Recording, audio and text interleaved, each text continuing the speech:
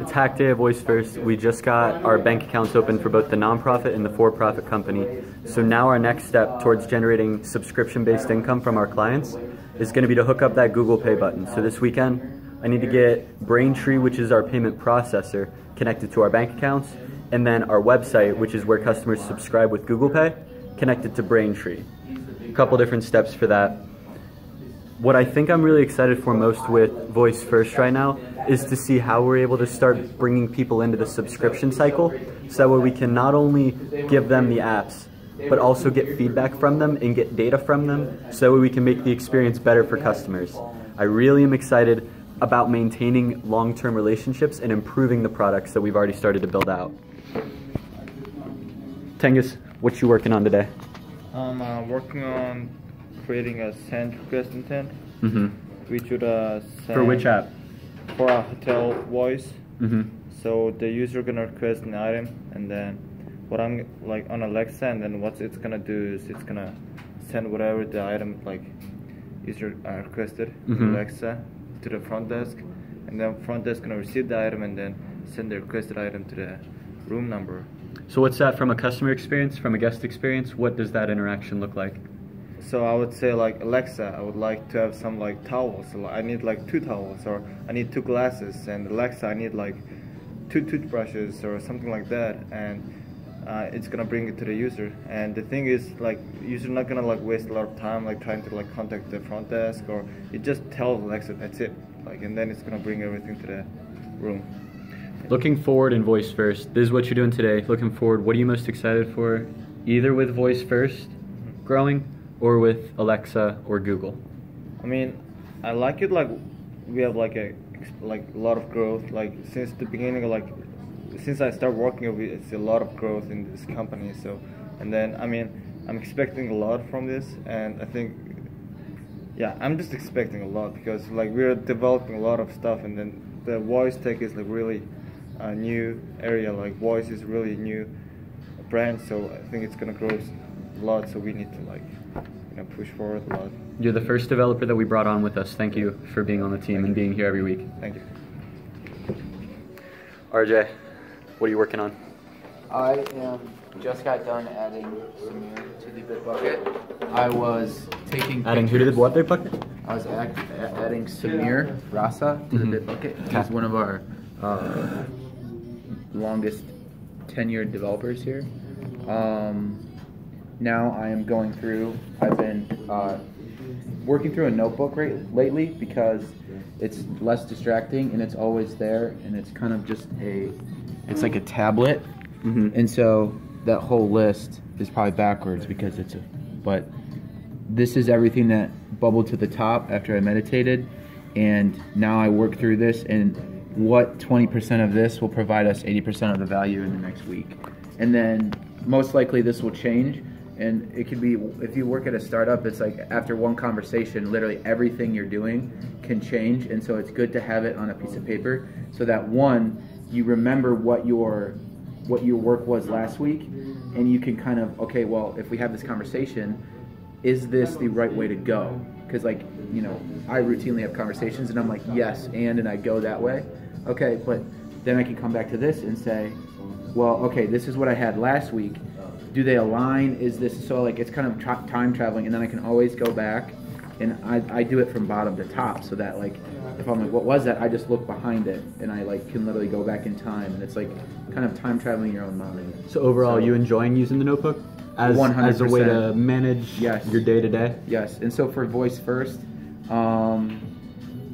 my goals are to become more organized. We're migrating towards Slack. It becomes more official when you communicate through Slack. It's a little more serious.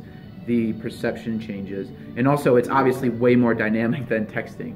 So doing Slack, connecting that with Trello, everything I take on here, once it's official, once it's actually in the works, then I put that in Trello. And so the Trello is more of a legitimate, this is more of a personal. So what are you excited for most, either about the voice devices in general or about Voice First looking forward into the next little bit? I'm excited that I don't have to like have any friends, and I can just talk to this and it'll tell me everything I want.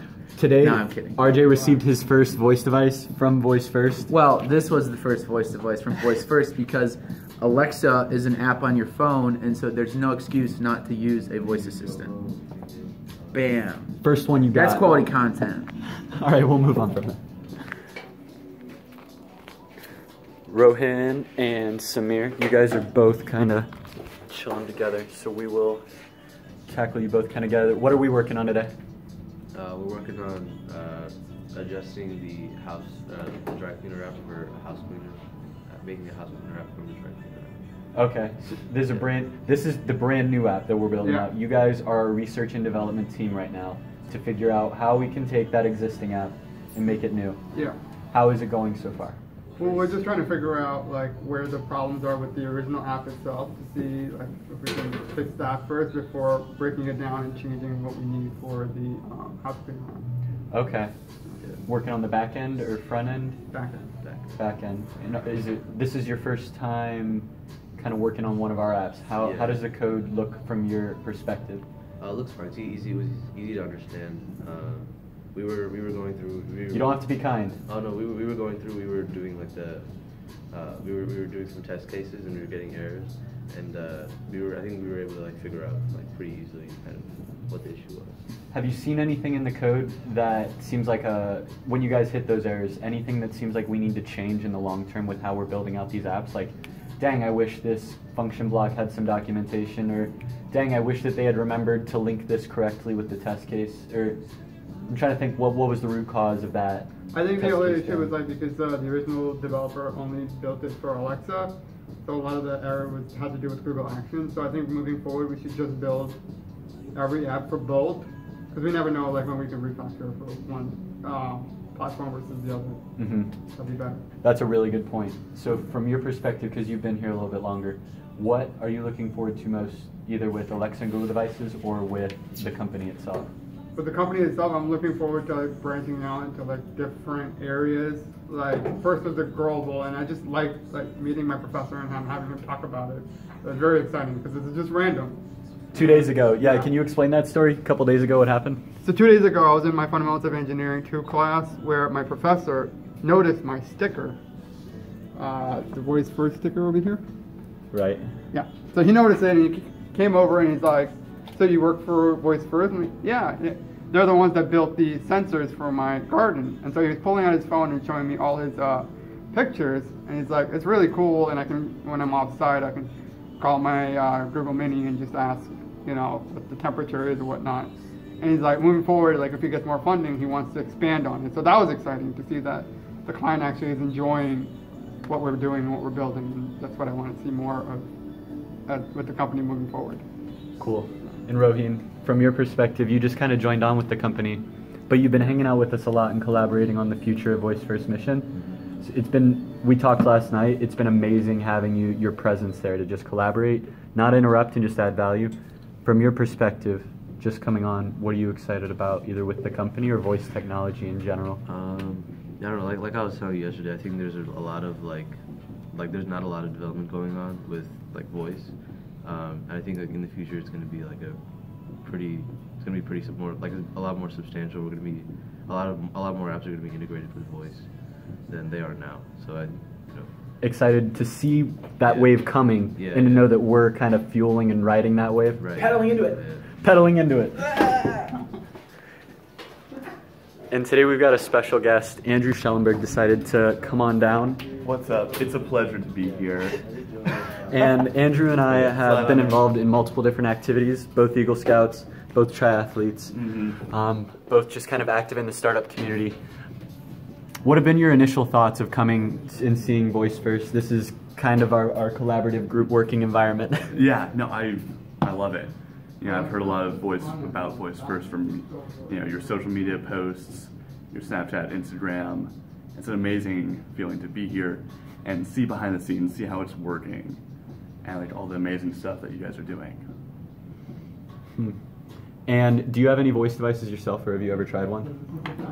Got my Echo Dot right here. I'm about to go through the Udemy course that you guys just created. Yes. Test it out and learn how to make my own voice app. Yeah, we'll give you a free code for that, and that way we can get feedback and learn from it. Mm-hmm. Do you use this on a regular basis at all? I do. Every morning, I ask Alexa, what's my daily briefing? Get a little bit of news, a little bit of my calendar for the day, a little bit of what the weather's going to be, and it really just helps me. It's part of my morning routine. So it's part of the morning routine. What value does it add to your day? Like rather than scrolling through your phone and getting the news and seeing the weather on your phone or on a web app, why use voice to do those over? It's easy. I can just ask Alexa to do it. I can stay in my flow of my morning routine, work out, pack up my backpack, get dressed, whatever I need to do, while having this going on as a secondary thing. What are you looking forward to most, either with these devices or you're taking the Udemy course right now? Yeah. Either with learning that Udemy course or with voice devices, what's exciting you? I'm excited to start understanding voice because it is going to be such a big part of the future.